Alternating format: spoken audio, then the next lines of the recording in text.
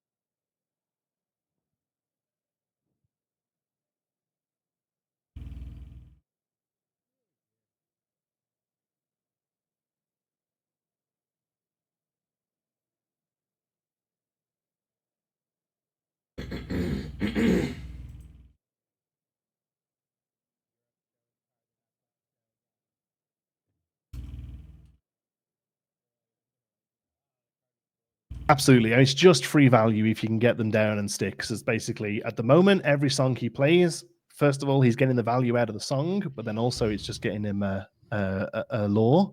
But if there's multiples down, it's multiple lore. So you're doing all the things that the game wants you to do. Sure. And Josh being on steel does have possibly an answer for those flutes, though, with Benja. Steel is really the only ink in the game that has answers for items right now. Pretty much. There's a little bit in Emerald. There's a little bit in Sapphire, but Steel is definitely the only one that sort of consistently sees it. Yeah. Yeah. Josh is kind of letting Taylor run. Well, I say letting. He's doing everything he can, but Taylor is starting to run away with this one, unfortunately. For Josh, that is. So Taylor's doing great. Yes, indeed. Yeah. We've got Robin Hood, Smee. Ariel goes to a smash. Yeah, not a bad place for that to go. The more of the 5-cost singers you can get rid of, the better. Obviously, still got that Robin Hood there, and we can assume that, well, perhaps there's a shift queen coming down.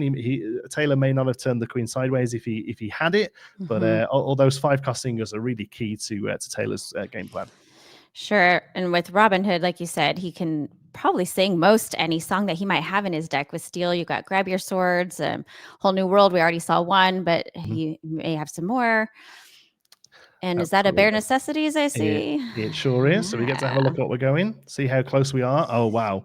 So we have a Jafar in hand, and we have a Whole New World. Interestingly, leaves them both. I mean, there's no shift target for the Jafar, so assuming that he can clear the Jafar before the Whole New World comes out. Instead, it's more important for Taylor to keep his bodies on the board, and that's why we're getting the Along Came Zeus there. Sure. That's about the only answer he had for Robin Hood coming up, so that was smart. Yeah, very much so, yeah. Tough call, because obviously you see a combo, you see that 2 cards, and you're like, well, let's just shut this down. But Taylor made the right call there, I think, actually just thinking, no, do you know what? It's still a few turns away. Let's instead just keep my board looking healthy. Yeah. So what do you think Josh is thinking here? Go to game 2, maybe. Right. Yeah. There's currently 5 on the board and any song will give him 1 as well, and he's at 14. Plus, so, he has, he's in Amethyst, so there are rush targets. There are rush characters.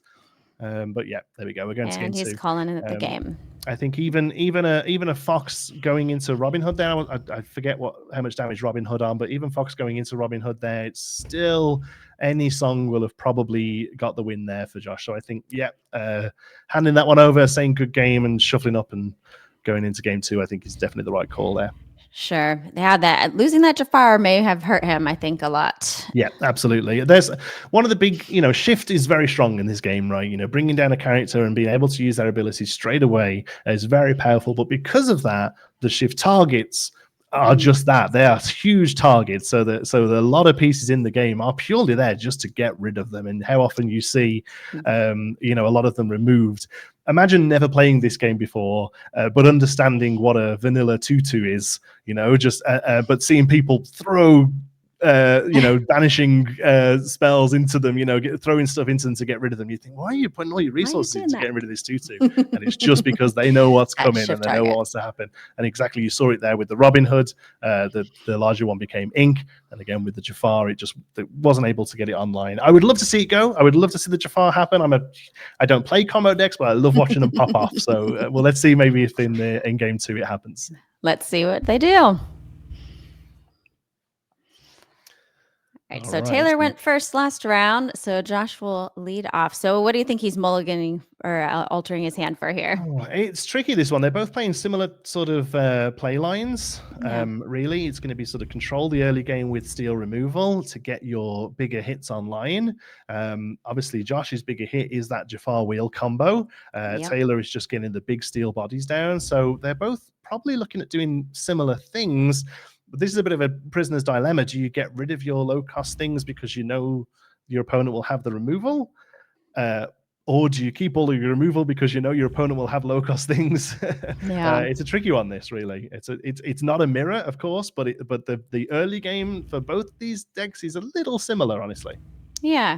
It looks like Josh actually chose to draw 7 new cards for his opening hand, so he did not have what he wanted here. Yeah, the deck runs a lot of bigger stuff and quite a few uninkables as well, and you want to see them exactly when you want to see them and not a minute earlier. You know, the Jafar 7-drop is fantastic, but on turn 1 it's ink or it's a 7-drop that's clogging your hand up. So Absolutely. sometimes you do just need to have a whole refresh and start over again. For Taylor, how do you think he's feeling now going into game 2? You've got to be happy, going in with a win. Obviously, you're on the draw this time. It can affect it, but the win's a win. You're always happy about it, right? Yeah. So we see a Captain Hook there from Josh, which is a great turn 1 play for Steel, of course. Yeah, and a lot of the early stuff is not going to be turning sideways. Like we said, it's the shift targets of Queen and Robin Hood, but it is going to help against a Cinderella turn 1, which we still see. But it's it is sort of Josh is basically saying, sing with that Cinderella, and I'm banishing it. Like that's Captain Hook's job. He's there to banish whatever goes sideways. But for now, at least, Cinderella certainly isn't going back into him, so he can just quest and get an early lore. We see another castle go down to ink, and then a Smee come down, and we do see now the combo with Smee. Yes, Captain Hook there he is. A captain. So as long as he's on the board, Smee won't be taking damage at the end of the turn if he's exerted. Which is some more wonderful Disney flavor with Smee needing his Captain Hook there. It's perfect, and I don't know if this is intentional or not, but Mr. Smee's art actually has 3 crabs on it. So I don't know whether those crabs are nipping at his heels and taking away from that 3 willpower each turn. I don't know. Oh, that's too funny. I had not noticed that in the art. That's great. Maybe I'm reading too much into it. I don't know. Yeah, so Taylor is definitely keeping his Cinderella safe there. He knows that Captain Hook is waiting to challenge, but he did not have a song and he did not quest there. Yeah, it's Captain Hook is just a really great deterrent. Yeah. No question there. Assuming we're going to see the Robin Hood come down, which is perfectly acceptable.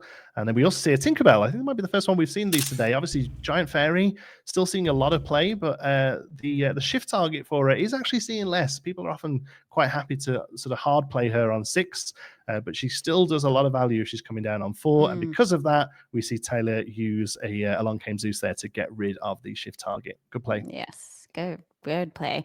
Yeah, he put a Robin Hood into his inkwell, and the cards like that, I know if one's going in the inkwell, one's coming out on the board for sure. Yeah.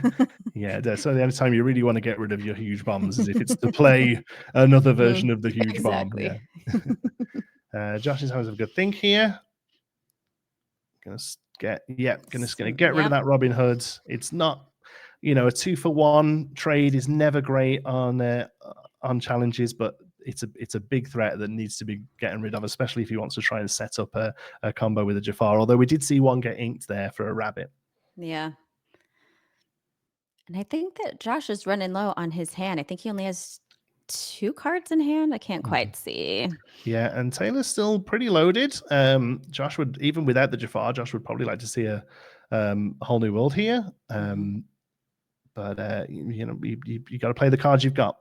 So we're taking a Strength of a Raging Fire there. Strength of a Raging Fire is a steel action that deals damage to a character equal to the number of characters you have out. So currently that would be doing 2 damage to something. Yeah, Strength of Raging Fire is a fun one. Is he playing that, or is that going into his inkwell? Looks like he just grabbed that for some ink. Yeah, when you need ink, you need ink. Yeah. Which I love. That's another Lorcana, something unique to this game is the inkwell. So you don't have separate resource cards. Any card can potentially, as long as it has that inkwell symbol on it, can go into your inkwell. Yeah. So the idea of using cards face down as a resource isn't necessarily new to Lorcana, but I'm pretty sure the fact that some are inkable and some aren't, it's the first time I've seen that. And very often not, the uninkable cards have got really sort of strong abilities, so you can't just sort of fill your deck with them. It's gonna make you struggle. So yeah. Balances things out. Definitely, yeah. So we see a Jafar there, a little steel Jafar. He gains evasive on his turn, I believe. Yes. Yeah. When it's your turn, he is evasive. So he could potentially challenge evasive characters that the opponent has. And we see a Cinderella. The Stout-hearted. Stout-hearted Mhm. Cinderella. One of my favorite cards in the game. I'm not really a steel player, but I'm a huge fan of Cinderella. Again, she's just one of these awesome big steel toolbox cards. She quests well. She's got great stats. She can challenge into ready characters if you've played a song. Just does anything you need to do. It's just a big body that quests or something that's going to challenge well. Just ticks all the boxes for me. Absolutely. And that resist ability is so strong. Oh, and there's a big Tinkerbell, Yeah. which won't do So any damage to Cinderella, of course, because of that resist. no, I think So did he go to add one and then didn't? I think there is that what happened. I saw his hand go he to the dice, but I think he added one damage to Ariel. yeah, but there is damage Mm. on Cinderella as well. But I think that Oh came yes, from something else. challenging The the challenging. part before. Yes. Flute online. Ah. Yeah, it's too bad he didn't have the flute down earlier. He's been doing a lot of singing, but he gets two down. So, Double flute, and Ariel sings A Whole New World. So Yes. Josh, obviously a big fan of Whole New World, but would rather be playing it himself while his Jafar is out. But yeah, Taylor's doing exactly what we saw in game one. Flutes down, Whole New World, just refill that hand up, start gaining some lore. At this point, Cinderella Stout-hearted can sing something else if needed. Mm-hmm. But I think we might just get another body on the board. Yeah, we got a Smee. Me. And he's taken out Tinkerbell with Cinderella. Which you can now do because we had a song played. Even. Yes. Yeah. Josh is, he's getting these characters down, and Taylor is just that Cinderella is really helping him out to be able to challenge ready characters. Josh can't keep them on the board. Mm-hmm. Yeah, Taylor's just piloting this steel song deck like perfectly, really. Just having exactly what he needs, knowing when to dig for songs, knowing when to play songs. I feel bad for Josh because I think his deck is pretty solid and he's playing well, but Taylor's just seeming to have the answers when he needs them. What do you think Josh is hoping for here to kind of answer what Taylor has going on? It's really tricky. I think part of me wants to say get some stuff down on the board, but that Cinderella surviving here makes that tricky because obviously Taylor's going to want to play some songs and then Cinderella can start picking them off. So maybe a turn off, just kind of dealing with the board a little bit is what's needed. We see a Robin Hood and a little Tink come down. Mm-hmm. One of the first ever Lorcana cards a lot of people will have gotten their hands on, I think, that Tiny Tactician Tinkerbell, because she was the Tinkerbell. original promo, the very first promo that ever went out that stores were able to give out to people. So there will be some people out here that were handed one of those before they grabbed a starter deck. So That's amazing. For some people, the first ever Lorcana card they got hold of, I think. Yeah, the Tinkerbell cards in this game are great. They're so fun. You see a Rapunzel coming down there, healing up Stout-hearted, doing exactly what she needs to do, drawing 3 off it. That Rapunzel card has been strong since day one, and it's great to see her still seeing lots of play, especially in the Steel Song deck. Yeah, definitely. I'm definitely seeing a little less play than originally. I'd be interested to see whether or not the Ruby stuff from set 4 that comes out and really likes to be damaged or even comes out damaged may see her get a bit more of a resurgence. But yeah, definitely a strong card. Again, just doing a couple of great things in the game, questing well for lore, healing, and drawing cards. It's just you can't ask for better. Which is another wonderful Disney flavor with Rapunzel and her healing hair and coming into the board and healing another one of your characters. And then you get to draw off of that. It's just perfect for Rapunzel. Especially with the Ruby Mother Gothel that comes out. Oh, yes. Just damaged enough for Rapunzel to do a full heal on her. Taylor has a full board here. Yeah. I mean, really it's not something you want to sit looking opposite from. But yeah, that Stout-hearted, just very difficult to do anything with. The Rapunzel, got a lot of value from the Rapunzel coming down, but even still now, just sticking around and questing for 2 with 5 on the willpower is really quite good, actually. Yeah. I think So he Josh is gonna. yeah, he paid the 3 ink to play Friends on the Other Side for 2 cards. Yeah, just looking for answers at this point. Robin Hood goes into Smee, not a terrible trade, and gains 2 lore from that. Yeah, I'm not quite sure what Josh can do here. Cinderella quest for 3, correct? She does, yes, yeah. So 5, 6, so 7. 7 lore just on the board with characters, and then 2 flutes out, meaning any song is going to gain 2 more as well. Mm-hmm. So he's potentially up to 16 on his next turn. So yeah, it's pretty big. Which, leaves another turn left after that for him to take it. So Josh really needs to have some answers here. Which with Steel, he may have some songs he could play. Yeah. Oh, Yeah. there's Fire the Cannons. Picking up the Robin Hood, like, it doesn't feel like much, but at this point, you'll take what you can get, and stopping another champion of Sherwood coming down, the 5-drop is, maybe that's enough. Maybe that's enough to try and keep yourself in this. But at the moment, that's Cinderella, the little one. I mean, we could even see a double Stout-Hearted happen here. It definitely could be on the cards. We're moving a lot of ink over. What's he doing here? We got another big Robin Hood in the inkwell. Again, that was tells Josh that he made the right play getting rid of the little one there, because it was just the correct play. But we see that second Stout-Hearted. I know, I feel bad that I was right. That's a huge turn there, because that's, I mean, even a third song. Another flute. If he can sing something here, I don't know whether you would sing with the Rapunzel if you could. We're going to sing A Whole New World. Whole New World. So yeah, he's giving up the 3 lore from the Cinderella there, but gaining it from the 3 flutes that are out. So we're lore neutral, I guess, this turn, and he's just got a full hand of stuff. Yes, he's given Josh a full hand of answers, perhaps, but yeah, that was a pretty huge turn there. Josh can take a look in Taylor's discard. I mean, I guess just to kind of see what's come out, how many more options they are. That is game knowledge. You are allowed to look at your opponent's discard at any point, and your own, of course.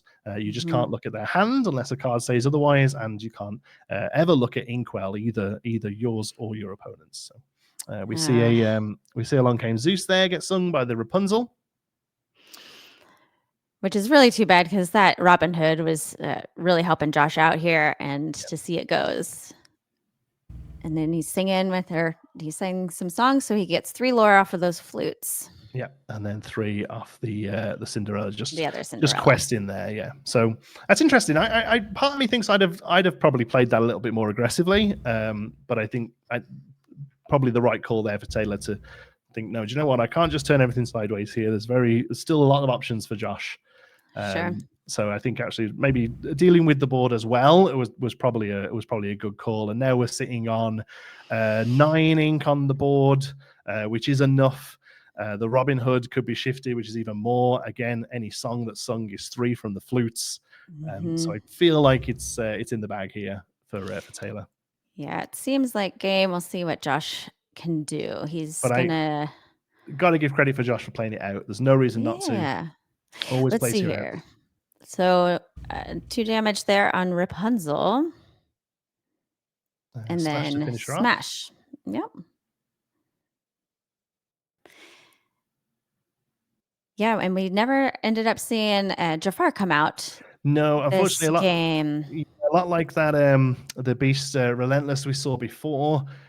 Sometimes you just don't see the card if you're playing a deck that revolves around it. I mean, Josh has still got a lot of answers in this deck. He's playing still just a lot of Amethyst Steel good stuff.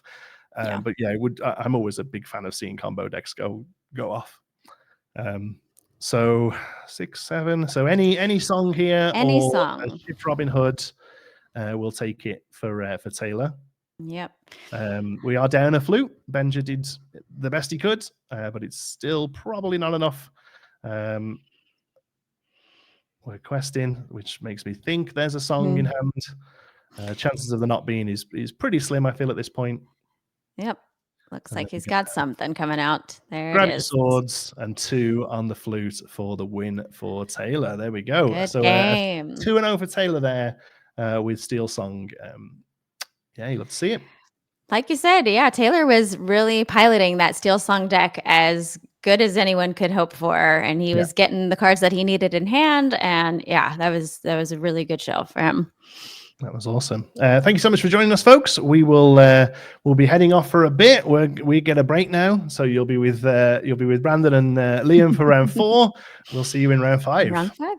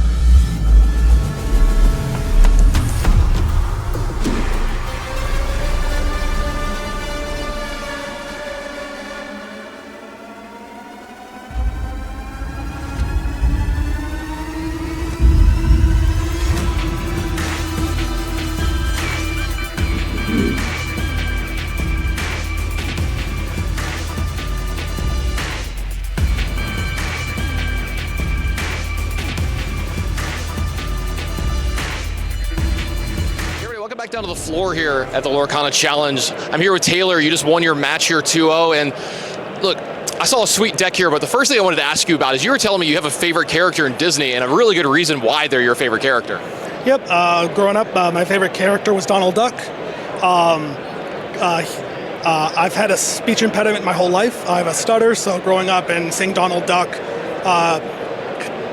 kind of go through the same things as I do,